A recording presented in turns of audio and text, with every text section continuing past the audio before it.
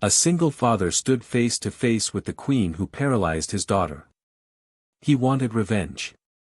But when bullets flew, he jumped in front of her instead. 3 bullets. 3 seconds. One choice that changed everything. What happened next left the whole world in tears. This is their story. Before you watch full story, comment below from which country are you watching. Don't forget to subscribe for more amazing stories. The rain fell like tears from heaven that cold November night. Marcus Webb stood outside the grand palace gates, his calloused hands gripping the iron bars. Inside those golden walls lived Queen Isabella, the most powerful woman in the kingdom. Outside, in a small apartment 3 miles away, his daughter Emma lay in bed, her legs still and lifeless. "Please," Marcus whispered to the guard. "I just need 5 minutes with Her Majesty." The guard looked at him with cold eyes. "Move along. The Queen doesn't meet beggars." Marcus felt rage burning in his chest. Beggar? He was a construction worker. A single father. A man who worked 16 hours a day to pay for his daughter's medical bills. Emma was only 8 years old when the accident happened. A royal convoy was speeding through the market. The Queen's motorcade didn't stop. Emma was crossing the street with her school bag. The car hit her so hard that she flew 15 feet in the air. The doctors said she would never walk again. Her spine was crushed. Her dreams were shattered. And Queen Isabella? She never even apologized. Her lawyers paid the hospital bills and called it settled. Money. They thought money could fix everything. But Marcus didn't want money. He wanted justice. He wanted the Queen to look into his daughter's eyes and see the pain she had caused. He wanted her to know that Emma cried every night, asking why she couldn't run anymore, why she couldn't dance like other children. "Sir, I said move along," the guard repeated, his hand moving to his weapon. Marcus stepped back, his heart heavy with defeat. He turned and walked into the rain, his shoulders slumped. But deep inside, something dark was growing. A seed of revenge that would soon consume him. 3 months passed. Marcus watched his daughter struggle every single day. Emma tried to smile, tried to be brave, but he could see the sadness in her eyes. She would sit by the window and watch other children playing in the park below. Her small hands would press against the glass, and tears would roll down her cheeks. "Papa," she said one evening, "do you think the Queen ever thinks about me?" Marcus knelt beside her wheelchair, his heart breaking. "I don't know, baby." "I forgive her," Emma whispered. "I forgive her because holding anger hurts too much." Those words should have healed Marcus. But they didn't. They only made his anger burn hotter. His innocent daughter was ready to forgive, but the Queen had never even acknowledged her suffering. It wasn't fair. It wasn't right. Marcus began following the Queen's schedule. He learned her routines, her public appearances, her security protocols. He wasn't planning to hurt her. He just wanted to confront her, to make her see Emma's face, to make her feel something. One evening, Marcus discovered that Queen Isabella would be attending a charity event at the National Museum. It was open to the public. This was his chance. He put on his only suit, the one he wore to his wife's funeral 5 years ago. He kissed Emma goodbye and promised he would be home soon. His sister Maria agreed to watch her for the evening. "Papa, where are you going?" Emma asked. "To do something I should have done a long time ago," he said softly. The National Museum was filled with wealthy people in expensive clothes. Crystal chandeliers hung from the ceiling. Waiters carried trays of champagne. Marcus felt out of place, but he didn't care. He was here for one purpose. Then he saw her. Queen Isabella entered the grand hall, and the crowd parted like the sea. She was beautiful, wearing a silver gown that sparkled under the lights. Her crown sat perfectly on her dark hair. She smiled and waved, and people bowed as she passed. Marcus pushed through the crowd, his heart pounding. Security guards watched him, but he looked harmless enough in his old suit. He got closer. 10 feet. 5 feet. He could see her face clearly now. "Your Majesty," he called out. Queen Isabella turned, her smile polite but distant. "Yes." Marcus stepped forward. "My name is Marcus Webb. 3 months ago, your motorcade hit my daughter. She's paralyzed. She'll never walk again. I just wanted you to know her name. Emma. Her name is Emma." The Queen's expression didn't change. She looked at him like he was speaking a foreign language. "I'm very sorry for your troubles," she said in a rehearsed tone. "My staff handles such matters. If you contact the palace office. She's 8 years old." Marcus's voice rose. "She cries herself to sleep every night. Don't you care?" Security guards moved toward him, but before they could reach him, something happened that changed everything. A man in the crowd pulled out a gun. "Death to the monarchy," the man screamed. Time slowed down. Marcus saw the gun pointed directly at Queen Isabella. He saw her eyes widen in shock. He saw her frozen in fear. And in that split second, Marcus didn't think about revenge. He didn't think about his anger. He thought about Emma. Emma, who forgave the Queen even though she had every reason to hate her. Emma, who believed in goodness even when the world was cruel. Emma, who would be ashamed if her father let someone die when he could save them. Marcus threw himself in front of Queen Isabella. The first bullet hit him in the shoulder. Pain exploded through his body like fire. The second bullet struck his chest. He felt something break inside him, something vital. The third bullet grazed his neck, and blood poured down his shirt. Marcus fell to the ground. The shooter was tackled by guards. People screamed. Chaos erupted. But through the noise and confusion, Marcus heard a voice. Queen Isabella was kneeling beside him, her beautiful gown now stained with his blood.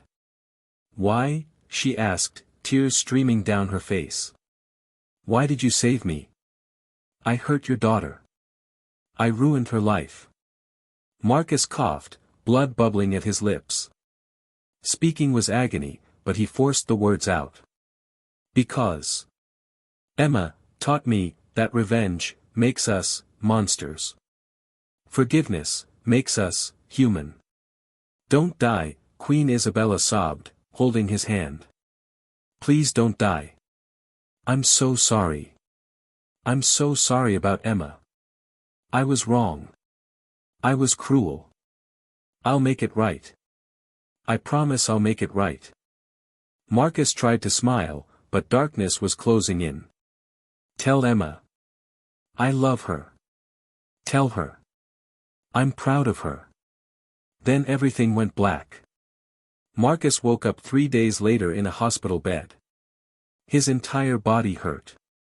Tubes and wires connected him to machines. For a moment, he thought he was dead. Then he heard a familiar voice. "Papa."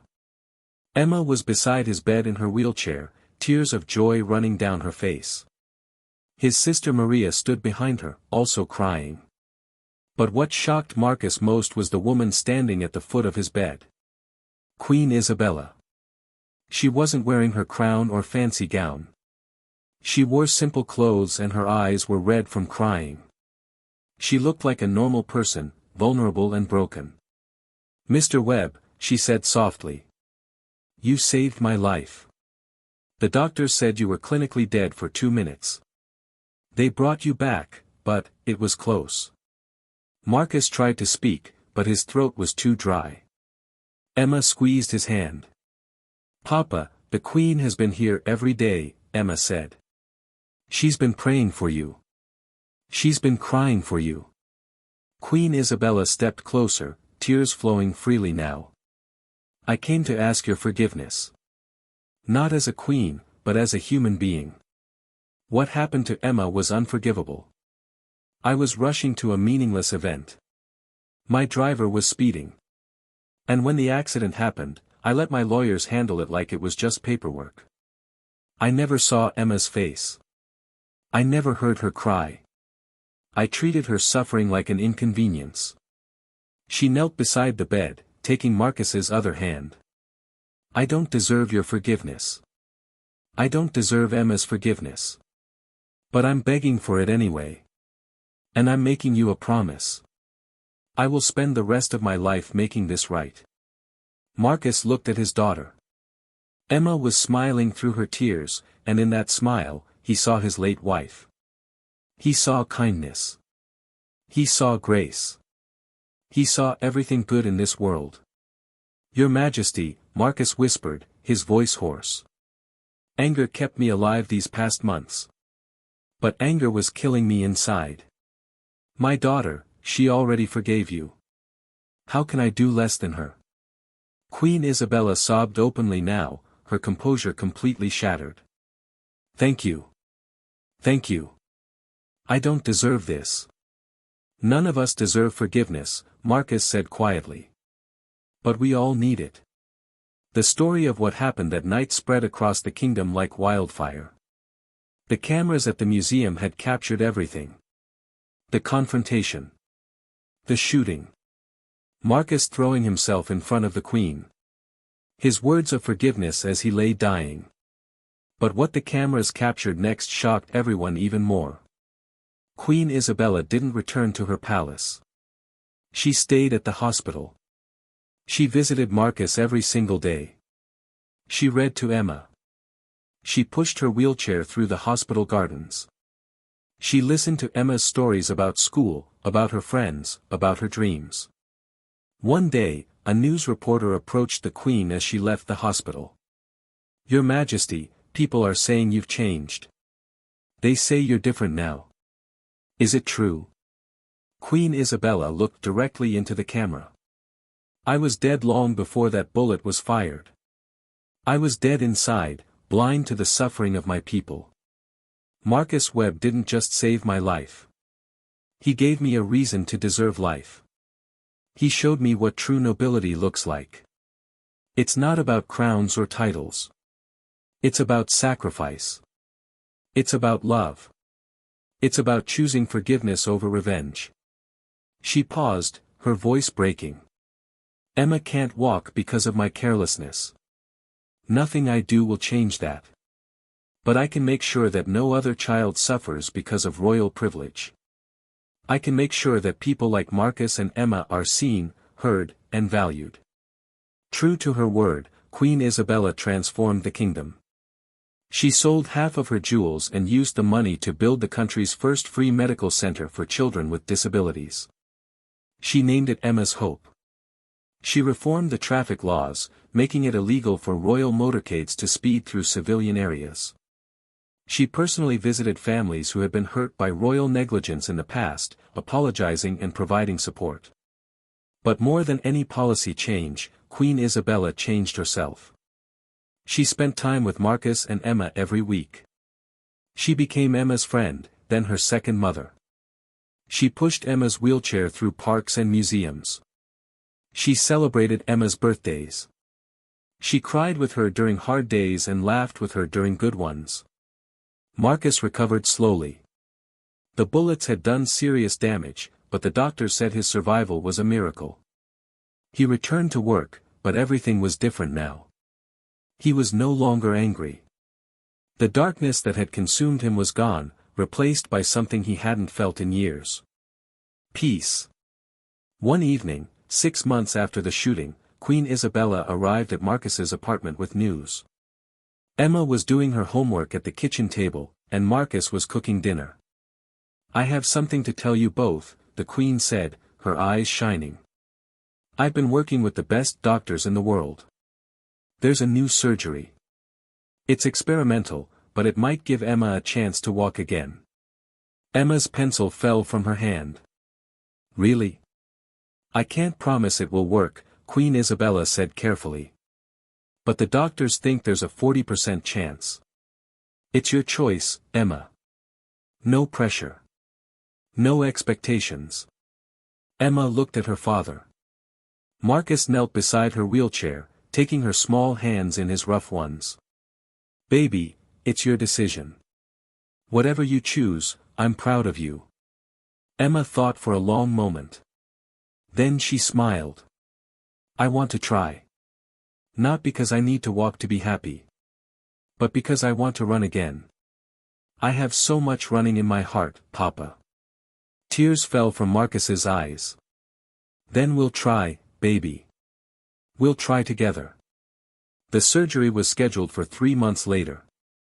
Those months were filled with preparation, hope, and fear. Marcus tried to stay strong for Emma, but at night, he prayed harder than he ever had in his life.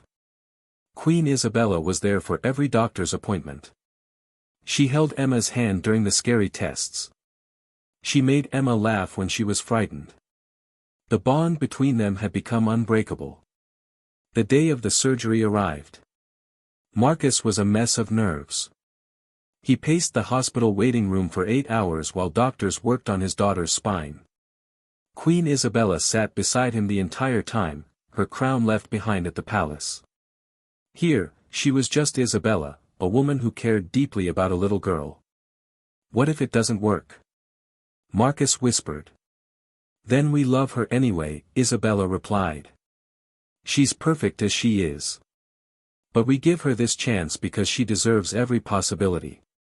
Finally, the lead surgeon emerged. His face was unreadable.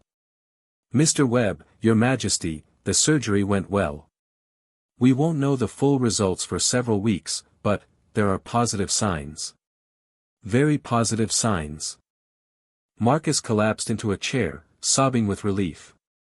Isabella put her arm around him, crying too. The recovery was slow and painful. Emma had to learn to move her legs again, to build strength in muscles that hadn't worked for a year.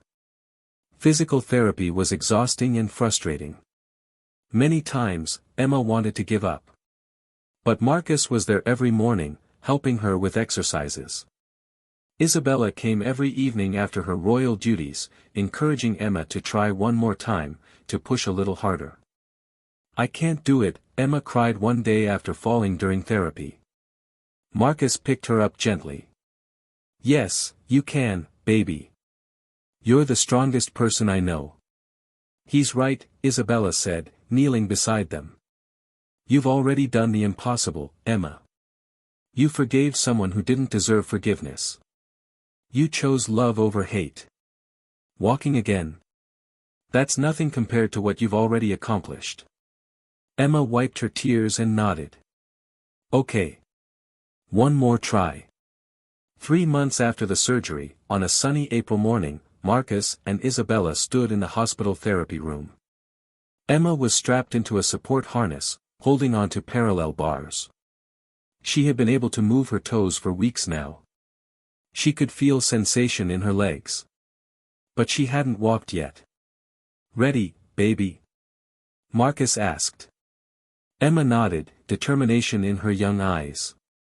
She lifted her right foot. It moved. She set it down. Then her left foot. It moved too.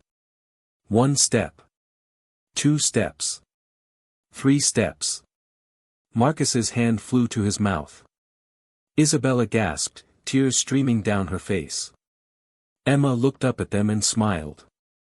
"I'm walking, Papa. I'm walking." Marcus ran to her, catching her as she stumbled, holding her tight. They both cried and laughed at the same time. Isabella joined them, wrapping her arms around both of them. The cameras that documented this moment captured something beautiful. A single father who chose forgiveness over revenge. A paralyzed girl who chose love over bitterness. A queen who learned that true royalty comes from the heart, not the crown. The footage went viral around the world. Millions watched and cried. But none of them understood the full depth of what had happened. This wasn't just a story about a miracle surgery. It was a story about how one moment of selfless sacrifice can transform everything. 2 years later, Emma ran through the palace gardens, her legs strong and healthy. She had become like a daughter to Queen Isabella, visiting the palace every weekend. Marcus and Isabella had developed a deep friendship built on mutual respect and shared love for Emma. One evening, as they watched Emma play with the palace dogs, Isabella turned to Marcus. "I was so lost before I met you," she said quietly. "I thought power meant being above people. You taught me that true power means lifting people up." Marcus smiled. "You taught me something too, Your Majesty. You taught me that people can change. That redemption is possible. That even queens are human. Please, call me Isabella," she said. "We're family now." Emma ran over, breathless and happy. "Papa. Isabella. Come play with us." Marcus and Isabella looked at each other and laughed. Then they joined Emma in the garden, three people from completely different worlds, brought together by tragedy and bound by love. The museum where the shooting happened was converted into a memorial. But it wasn't a memorial for the queen who was almost killed. It was a memorial for ordinary people who do extraordinary things. Marcus's old suit, still stained with blood, was displayed there. Beside it was Emma's first wheelchair. And above them, a quote. "Revenge makes us monsters. Forgiveness makes us human. Love makes us heroes." People came from all over the kingdom to see it. They brought their children and told the story of Marcus Webb, the single dad who took 3 bullets to save the queen. They told of Emma, the paralyzed girl who forgave. They told of Isabella, the queen who learned to be human. But the real story, the one that mattered most, continued in quiet moments. In Sunday dinners where a construction worker, his daughter, and a queen shared a meal like a normal family. In Emma's graduation from school years later, where Isabella cried as proudly as Marcus. In Marcus's later years, when illness came, and Isabella was there to care for him just as he had once saved her. The cameras captured one shocking moment. But they missed 1,000 small moments of grace that followed. They missed the bedtime stories Isabella read to Emma. They missed Marcus teaching Isabella how to change a tire because queens should know practical things too. They missed Emma's wedding day, where she walked down the aisle on her father's arm, and Isabella cried in the front row. They missed the real miracle, which wasn't the surgery or the survival or even the forgiveness. The real miracle was that broken people found each other in their darkest moment and chose to heal together. They chose love over hate. They chose hope over despair. They chose to believe that people are worth saving, even when those people have hurt us. Years later, when Emma had children of her own, she would tell them this story. She would tell them about the night her father became a hero. About the queen who became her second mother. About how one choice, one moment of selfless love, can change the world. But Grandpa Marcus wasn't trying to be a hero, Emma would say. He was just being a father. And that's what fathers do. They protect. They sacrifice. They love unconditionally. Her children would ask, but wasn't he angry at the queen? He was, Emma would reply. But he realized that anger was a prison. Forgiveness was freedom. And love was the key that unlocked everything. Did the queen ever become good? They would ask. Emma would smile. She was always good inside. She just forgot. Sometimes we all forget. But when someone reminds us who we're meant to be, we can choose to become that person again. And you, Grandma Emma? Were you angry? For a while, Emma would admit. I was angry that I couldn't run. Angry that my life changed. But then I realized something. Yes, the accident took my legs for a while. But it gave me something more valuable. It gave me perspective. It taught me compassion. It showed me that our worst moments can become our greatest teachers. She would pause, looking at her grandmother Isabella's portrait on the wall. Yes, Queen Isabella had eventually insisted Emma call her grandmother. Family, she said, wasn't about blood. It was about who shows up. Who stays. Who loves you through everything. The most important thing, Emma would tell her grandchildren, is that we choose how we respond to pain. We can let it make us bitter, or we can let it make us better. We can seek revenge, or we seek reconciliation. We can build walls, or we can build bridges. Marcus Webb lived to be 83 years old. He never became rich or famous, despite what he had done. He remained a construction worker, though Isabella tried many times to give him money or titles. He refused them all. "I don't need to be rich," he would say. "I have everything that matters. I have my daughter. I have my grandchildren. I have friends who are family. What else could I possibly need?" When Marcus finally passed away peacefully in his sleep, the entire kingdom mourned. Queen Isabella ordered flags flown at half-mast. But the most touching tribute came from ordinary people. Construction workers wore black armbands. Single parents left flowers at the memorial. Children who had been treated at Emma's Hope Hospital drew pictures of a hero who took 3 bullets to save a queen. At his funeral, Emma stood at the podium, her legs strong beneath her. She looked out at the crowd, her eyes clear despite her tears. "My father wasn't perfect," she began. "He made mistakes. He struggled with anger and pain just like anyone would. But he taught me the most important lesson of my life. He taught me that our choices define us. Not our circumstances. Not what happens to us. But what we choose to do next." Isabella sat in the front row, no longer a queen but a grieving daughter who had lost her father. Because that's what Marcus had become to her. A father figure. A moral compass. A friend who never wanted anything from her except to be better. "The cameras captured my father throwing himself in front of 3 bullets, Emma continued. But they didn't capture the million small acts of love that came before and after. They didn't capture him waking up at 5 a.m. to help me with exercises. They didn't capture him working double shifts to pay for my medicine. They didn't capture him choosing forgiveness when revenge would have been easier." She paused, her voice breaking. "They didn't capture the real hero. Because the real hero wasn't the man who took 3 bullets in one dramatic moment. The real hero was the man who got up every day and chose love. That's what heroism is. Not one grand gesture. But 1,000 small choices to be kind, to be patient, to be loving even when it's hard." Emma looked directly at Isabella. "Thank you for loving my father. Thank you for seeing his worth when others saw just a poor construction worker. Thank you for letting him teach you. Thank you for teaching him too. You both saved each other that night. The bullets were just the beginning." The story of Marcus Webb, Emma, and Queen Isabella became legend. But it was a different kind of legend.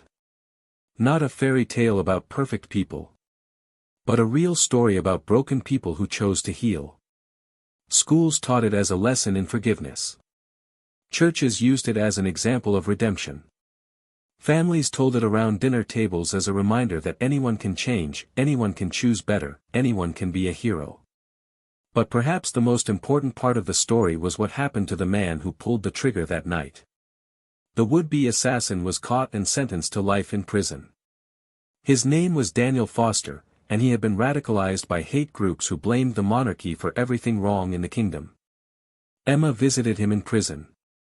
She was 23 years old, a therapist working with trauma victims, when she first walked into that prison. Daniel was shocked to see her. "Why are you here?" he asked, his voice hollow. "Because my father's sacrifice didn't just save Queen Isabella," Emma replied. "It was meant to save everyone. Even you." Daniel stared at her. "I tried to kill someone you love. I'm the reason your father has scars." "I know," Emma said calmly. "And I forgive you." "Why?" Daniel's voice cracked. "I don't deserve forgiveness." "None of us deserve it," Emma replied, echoing her father's words from years ago. "But we all need it. You were lost in hate. But hate is a prison worse than this one. I'm here to offer you a key to freedom." Over the next 5 years, Emma visited Daniel every month. She didn't preach or judge. She just listened. She told him stories about her father, about Isabella, about how love had transformed all their lives. Slowly, the hate that had consumed Daniel began to fade. He started to see the people he had hated as human beings. When Isabella heard what Emma was doing, she asked to join her. The first time Queen Isabella walked into Daniel's prison cell, he broke down completely. "I tried to kill you," he sobbed. "I wanted you dead." Isabella sat across from him, her eyes filled with compassion. "I know. And I forgive you too. Because Emma's father taught me that forgiveness isn't about saying what you did was okay.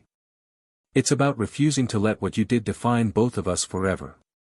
You made a terrible choice. But you can make better choices now. Starting today." Daniel spent the next 15 years in prison, but he was transformed. He studied, he learned, he grew. When he was finally released, Emma and Isabella were there to meet him. They helped him find a job, a place to live, a community that would accept him. "I took everything from you," Daniel said to Emma one day as they worked together at Emma's Hope Hospital, where he now volunteered. "No," Emma replied. "You tried to. But my father turned your bullets into bridges. Your hate into hope. Your darkness into light. That's what love does. It transforms everything it touches." This is the story that the cameras didn't capture. The story of what comes after the dramatic moment.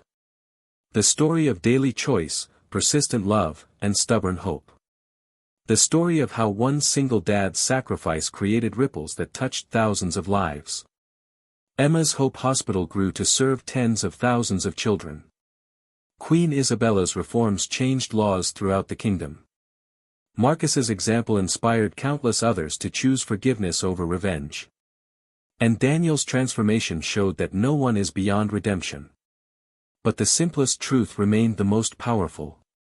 A father loved his daughter. A daughter learned to forgive. A queen learned to be human. And an assassin learned to love. All because one man chose to take 3 bullets for someone who had hurt him. That's the story that shocked everyone. Not because it was dramatic. But because it was true. Because in a world that told Marcus to seek revenge, he chose sacrifice. In a world that told Emma to be bitter, she chose forgiveness. In a world that told Isabella to stay distant, she chose love. In a world that told Daniel he was beyond saving, they chose to save him anyway. And that choice, that simple, difficult, beautiful choice, changed everything. Years later, when people asked Emma what she remembered most about that night, she never talked about the bullets. She never talked about the fear or the pain or even the miracle surgery that let her walk again. She talked about her father's words. Forgiveness makes us human. And she talked about what came after. The slow, beautiful work of healing. The hard conversations and harder choices. The days when forgiveness felt impossible but they chose it anyway. The moments when love seemed weak but proved to be the strongest force in the world. The cameras captured one moment, Emma would say. But life is made of millions of moments. And in each one, we choose who we want to be. My father chose to be a hero not in that one dramatic second, but in every ordinary second that came before and after. He chose love in the boring moments. The exhausting moments. The thankless moments. She would smile, thinking of him. That's what I want people to remember. Not the bullets. But the love. Always the love. And so the story ends where all true stories end. Not with a dramatic conclusion, but with life continuing. With children growing up hearing about Marcus Webb and knowing that heroes are real. With young people choosing forgiveness when revenge seems easier. With leaders remembering that crowns don't make queens, compassion does. The memorial still stands. Visitors still come. They read the words, "Revenge makes us monsters. Forgiveness makes us human. Love makes us heroes." And then they go home to their own lives, their own pain, their own choices. Some will choose revenge. Some will choose bitterness. But because of Marcus Webb, because of Emma, because of Isabella, some will choose differently. They will choose to take the bullet. To forgive the unforgivable. To love the unlovable. To believe that people can change, that wounds can heal, that broken things can be made beautiful again. That's the real shock. Not that a single dad took 3 bullets to save a queen. But that his choice to love instead of hate continues to echo through the world, inspiring others to do the same. 1 man. 3 bullets. And a love that proved stronger than any weapon. That's the story the cameras captured. That's the story that shocked everyone. That's the story that reminds us all that in our darkest moments, we have a choice. We can be monsters or we can be heroes. Marcus Webb chose to be a hero. Not because he was special. But because he understood something essential. Love always wins. Always. Even when it costs us everything. Especially when it costs us everything.